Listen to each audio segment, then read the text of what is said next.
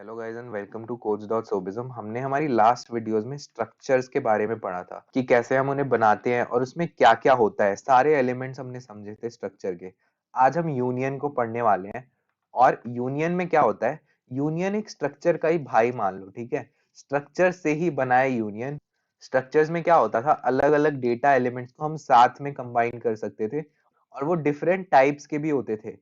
और यूनियन भी सेम काम करता है, बिल्कुल सेम काम है यूनियन का। A union is a special data type available in C that allows to store different data types in the same memory location.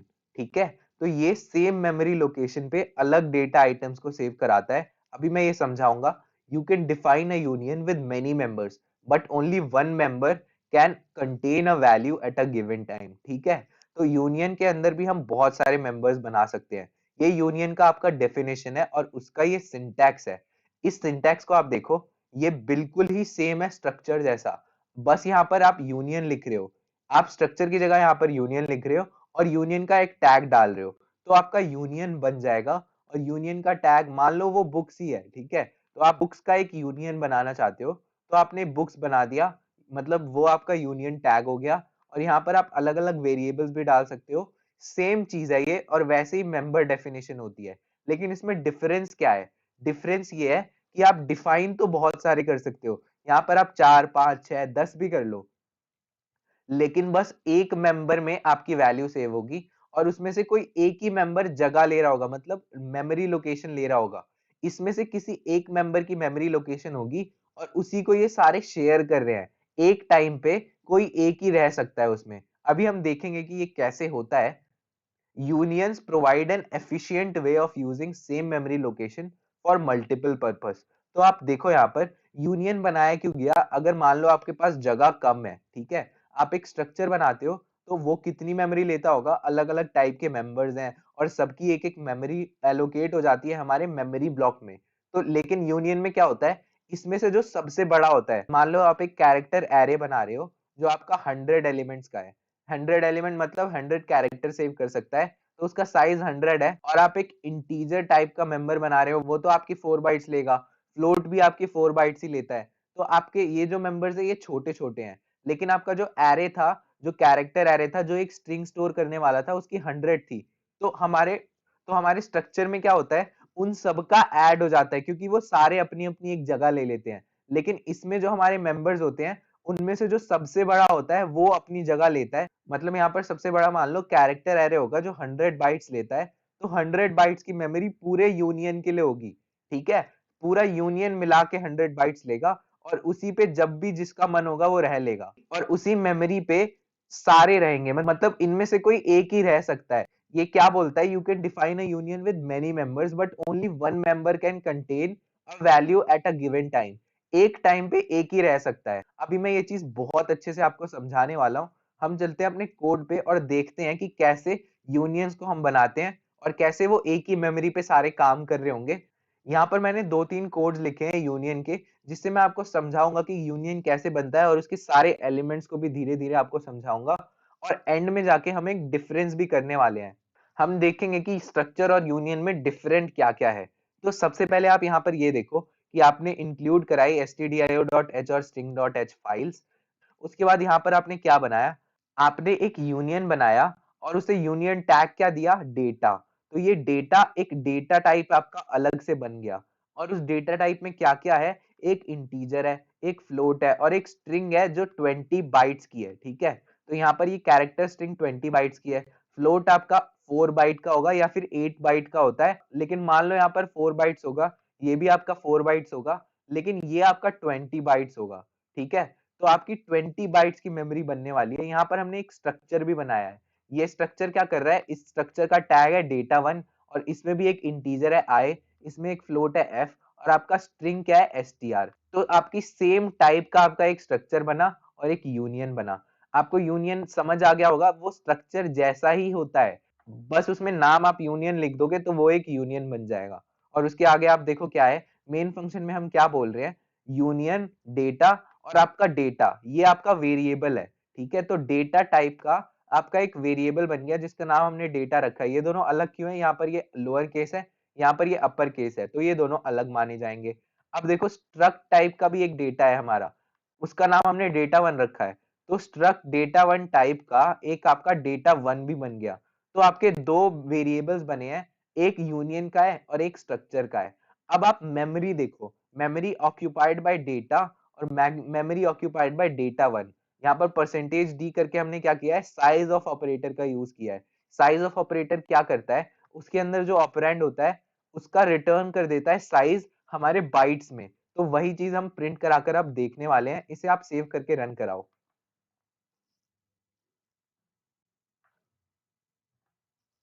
तो देखो ये क्या बोल रहे हैं, memory size occupied by data, data की 20 है। देखो यहाँ पर क्या है, ये देखो यूनियन का जो था, यूनियन के लिए हमने डेटा बनाया था, ठीक है, तो यूनियन में बस 20 बाइट्स होगा। मतलब ये जो हमारा सबसे बड़ा जो एलिमेंट है, हमारा जो मेंबर था कैरेक्टर स्ट्रिंग, वो स्ट्रिंग का हमारा साइज क्या था, 20 बाइट्स, ठीक है। तो इसने क्या किया है, 20 बाइट्स की मेमोरी ली है पूरे यूनियन ने, ठीक है। हम यूनियन टाइप का कोई भी अगर वेरिएबल बनाएंगे तो उसकी मेमोरी 20 बाइट्स होगी, लेकिन स्ट्रक्चर टाइप का जो हमारा वेरिएबल है डेटा वन, उसकी मेमोरी कितनी है, उसकी मेमोरी है 28। क्योंकि इसमें क्या हुआ होगा, एक फ्लोट के लिए भी 4 बाइट सेव हुई होगी और इंटीजर के लिए भी 4 बाइट सेव हुई होगी। लेकिन यूनियन में क्या होता है हमारा, ये डिफरेंस मैं आपको समझाना चाहता था यूनियन और स्ट्रक्चर में।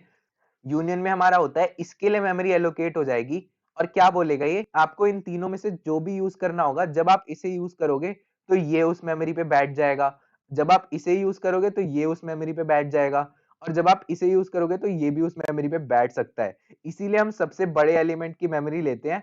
क्योंकि मान लो अगर आप इस इंटीजर की मेमोरी लोगे और आपको इसे बिठाना है उस मेमोरी लोकेशन पे, तो फिर क्या प्रॉब्लम होगी, ये बोलेगा मैं तो 20 बाइट्स का हूं, लेकिन आपने बस 4 बाइट्स की मेमोरी दे रखी है मुझे, तो मैं नहीं आ सकता यहाँ पर।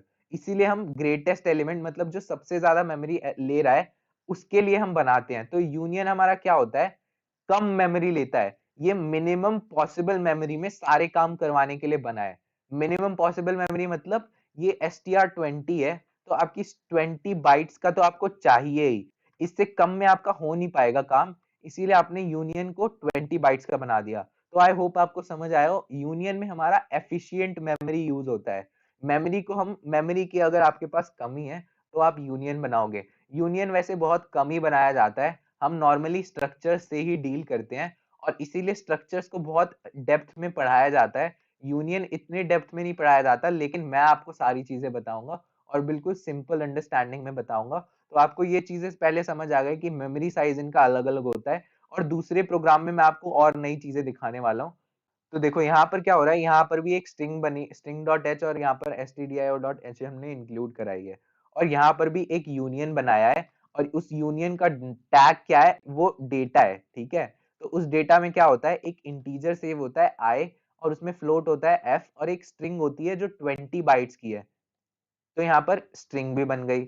अब देखो यहाँ पर क्या है, ये स्ट्रिंग वैसे क्या होती है, एक कैरेक्टर एरे ही होती है। तो कैरेक्टर एरे हम बनाते हैं जिसका नाम हमने str रखा है। अब देखो यहाँ पर ये यूनियन बन गया।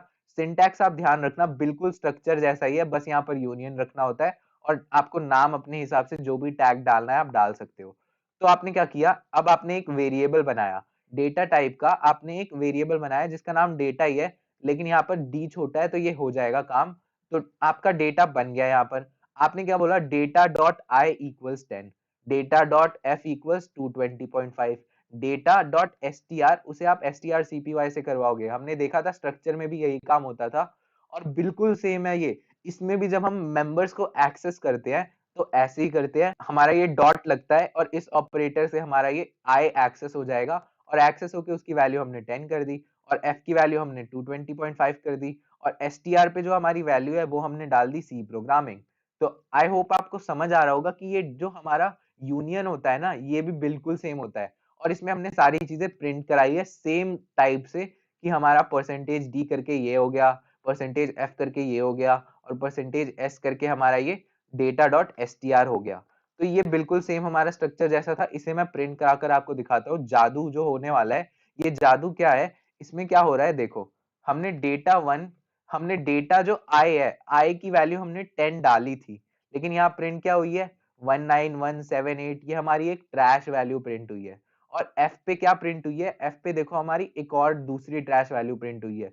हमने जो 220.5 डाला ये क्यों प्रिंट नहीं हुई, और ये क्या हो रहा है, ये क्या गलती है, ये देखो। हमारा जो strcpy फंक्शन था, मतलब हमने जो डेटा स्ट्रिंग पे डाला था वो ठीक आया है बिल्कुल, मतलब सी प्रोग्रामिंग हमारा आ गया, लेकिन ये दोनों चीजें गलत आई हैं। ये क्यों हुआ है मैं आपको बताता हूँ। देखो, हमने क्या किया, हमने बोला यार डेटा डॉट आई को एक्सेस करो। जो हमारा डेटा वेरिएबल है उसका जो मेंबर है, उसका मेंबर जो आई है उसको एक्सेस करके आप क्या करो, उसकी वैल्यू 10 कर दो। ठीक है, और उसके बाद हमने क्या बोला, भाई यार अभी यार 10 तो हो गई है, लेकिन आप एफ की वैल्यू 220.5 कर दो। तो अभी मेमोरी ये यूज कर रहा होगा, लेकिन जब हमने इसे एक्सेस किया तो ये बोलेगा भाई अब मुझे आने दे, अब मैं इसकी मेमोरी लूंगा। आप समझने की कोशिश करो मेमोरी में क्या हो रहा होगा। 20 बाइट की आपकी मेमोरी होगी, और उस 20 बाइट में आप क्या बोलोगे कि आप अभी एक इसको एक्सेस करोगे, आप दोनों को एक साथ एक्सेस नहीं करते। यही यूनियन का काम होता है, यही यूनियन का आपकी पहचान होती है, कि आप किसी एक ही डेटा मेंबर को आप एक बार में एक्सेस कर सकते हो। जब आपने इसे किया तो ये ओवरराइट हो गया, ये आपका ट्रैश वैल्यू अब सेव कर रहा होगा, और बोलेगा एफ में अब आपकी वैल्यू डाल दो 225। लेकिन फिर आपने एक और गेम खेला, अब आपने बोला data dot S T are को मुझे एक्सेस करना है। तो डेटा जो डॉट एस टी आर क्या बोलेगा, तो हट भाई अब मुझे एक्सेस करने दे इस मेमोरी लोकेशन पे। तो आप जब जिसको बुलाओगे वो उस मेमोरी लोकेशन पे जाके बैठ जाएगा, और इस लोकेशन पे सी प्रोग्रामिंग है। अगर आप इसे फिर से ओवरराइट कर दो, तो अब यहाँ पर आपको पता है कि यहाँ पर एस टी आर सेव था, तो इन दोनों की वैल्यू तो ट्रैश है, लेकिन इसकी वैल्यू सही आई है। और अभी आप यहाँ पर क्या करो, बोलो कि यार अब मैं फिर से डेटा डॉट आई को एक्सेस करना चाहता हूँ। डेटा डॉट आई को एक्सेस करके इसकी वैल्यू आप 20 करना चाहते हो। तो अभी आपने फिर से ओवरराइट कर दिया, मतलब आप आई को बिठा दिया आपने। अब आई को बिठा के इसे प्रिंट कराओ, तो आपका क्या होगा, आपका आई की वैल्यू सही आ गई, एफ की वैल्यू गलत आ गई, और स्ट्रिंग की वैल्यू गलत आ गई।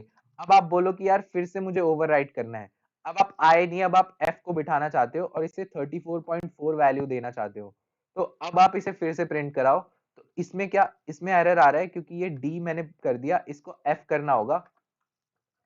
एफ करके आप यूज करो। तो अब क्या होगा, अब यहाँ पर नई चीज आई है, देखो यहाँ पर एफ की वैल्यू सही आई है, और सारी जितनी भी है वो सब ट्रैश वैल्यू है।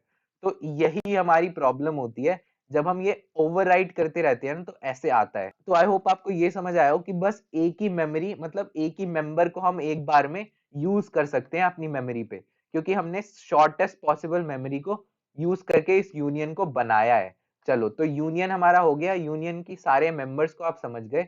लेकिन अब कोई बोले कि यार मुझे ये यूनियन बनाना था और सारी चीजों को प्रिंट भी तो कराना था ना, लेकिन आप तो ये बोल रहे हो कि एक ही को यूज कर सकता हूँ। तो फायदा क्या हुआ भाई, फायदा क्या हुआ ये 3 एलिमेंट्स बनाने का?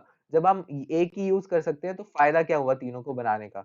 तो मैं आपको बताता हूँ एफिशिएंट वे से यूज करने का, जो मैंने आपके नेक्स्ट प्रोग्राम में समझाया हुआ है। यहाँ पर हमने क्या किया है, स्ट्रिंग डॉट एच और stdio डॉट एच इंक्लूड कराई है, सेम हमारा यूनियन है। और मैं यहाँ पर दिखाऊंगा कि इस यूनियन को कैसे आप यूज करो, अलग अलग डेटा आइटम्स को एक एक करके यूज करने के लिए। तो यहाँ पर देखो, हमने फिर से वो डेटा बनाया, और अब हमने क्या बोला, अब क्या करो यार, एक बार जब आप इसे बनाओ ना, आप आई को मेमोरी दे रहे हो, तो वहीं पे उसे प्रिंट करा दो। ठीक है, और जब आप एफ को मेमोरी दे रहे हो, तो वहीं पे उसे प्रिंट करा दो। और फिर आप जब एसटीआर को मेमोरी दे रहे हो, तो आप उसे भी वहीं पे प्रिंट करा दो। उसके साथ साथ अगर आप प्रिंट करा देते हो तो कोई प्रॉब्लम नहीं हो गई, ये प्रिंट तो हो गया। उसके बाद आप इसने नई मेमोरी, मतलब इसने सारी मेमोरी को ले लिया, तो अब इसे प्रिंट करा दो। एक एक करके आप प्रिंट कराते रहोगे, तो आप ऐसे ही यूज करके अपने प्रोग्राम को इसे एफिशिएंट बना सकते हो। ये प्रोग्राम पूरा देख लो। हमने यूनियन डेटा बनाया, और उसके बाद उस डेटा का एक वेरिएबल बनाया, जो डेटा है डी आपका लोअर केस है और यहाँ पर डी आपका अपर केस था। उसके बाद हमने क्या बोला, डेटा डॉट आई 10 करो और उसे प्रिंट करा दो। अब हमने क्या बोला, डेटा डॉट एफ कर दो 220.5। तो ये बोलेगा आए भाई तू हट, अब मैं एफ यहाँ पर बिठाऊंगा। एफ बैठ गया और एफ की वैल्यू हमने प्रिंट करा दी। फिर हमने एस टी आर को बिठा दिया वहां पे, एस टी आर बैठा, उसके बाद हमने एस टी आर की वैल्यू प्रिंट करा दी। अब मैं इसे रन करके आपको दिखाता हूँ, सारी वैल्यूज एकदम सही प्रिंट होगी। तो यूनियन देखो यहाँ पर आ गया, डेटा डॉट आई की वैल्यू 10, एफ की वैल्यू 220.5, और एस टी आर की वैल्यू सी प्रोग्रामिंग। तो आप ऐसे यूज करके इन तीनों चीजों को सही भी अगर प्रिंट कराना चाहते हो तो करा सकते हो। और ये चीज आपको हमेशा याद रखनी है कि यूनियन में क्या होता है, एक ही मेंबर आपकी मेमोरी ले सकता है, क्योंकि आपने शॉर्टेस्ट पॉसिबल मेमोरी से इस यूनियन को बनाया है।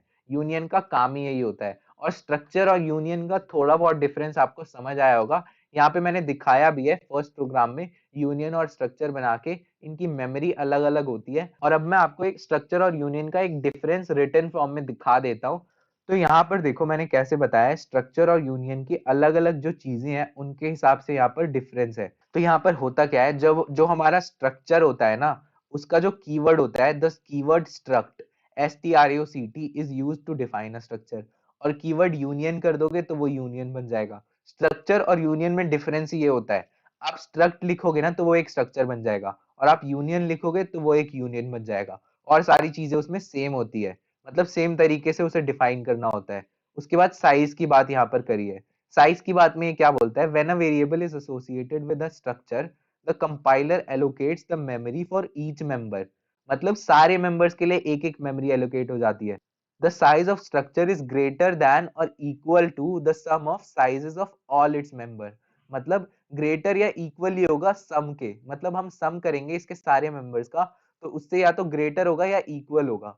ठीक है, तो यहाँ ये मेमोरी बहुत ज्यादा लेता है। और उसके बाद इसकी बात जब हम करें यूनियन की, when a variable is associated with union, the compiler allocates the memory by considering the size of the largest memory. मतलब उनके मेंबर्स में जिसकी लार्जेस्ट मेमोरी होगी ना, मतलब उतनी मेमोरी हमारी एलोकेट हो जाएगी। और उसके बाद size of union is equal to the size of the largest member. अब हम मेमोरी की थोड़ी बात करें, तो each member within a structure is assigned unique storage area of the location. मतलब सबके लिए एक अलग अलग लोकेशन होती है। अब memory allocated is shared by individual members of union.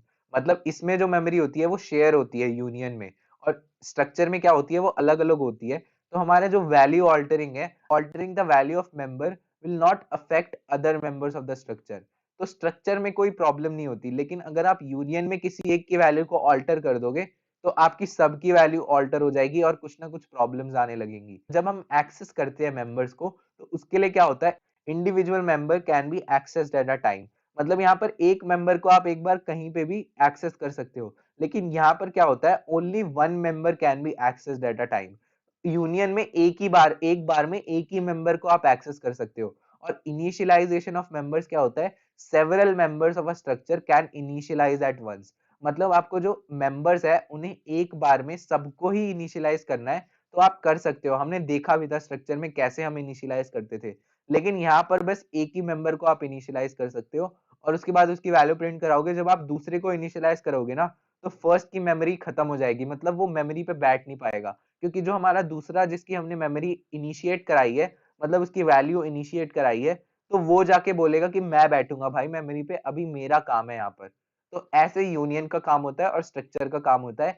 Union को हम बहुत कम यूज करने वाले हैं, ज्यादा हम स्ट्रक्चर को यूज करने वाले हैं। और स्ट्रक्चर्स के लिए मैंने हर चीज आपको बताई, पॉइंटर्स, फंक्शन, आर्ग्यूमेंट, सब कुछ बताया, और वो सारी चीजें यूनियन पे भी लागू होती है। बस स्ट्रक्चर में हम स्ट्रक्ट कीवर्ड का यूज करते थे, और यूनियन में यूनियन कीवर्ड का यूज करके वो सारी चीजें आप कर सकते हो। पॉइंटर बनाना, पॉइंटर को फंक्शन आर्ग्यूमेंट में डालना, और फिर स्ट्रक्चर को फंक्शन आर्ग्यूमेंट में डालना, मतलब यूनियन को स्ट्रक्चर आर्ग्यूमेंट में डालना, ये सारी चीजें हो सकती है।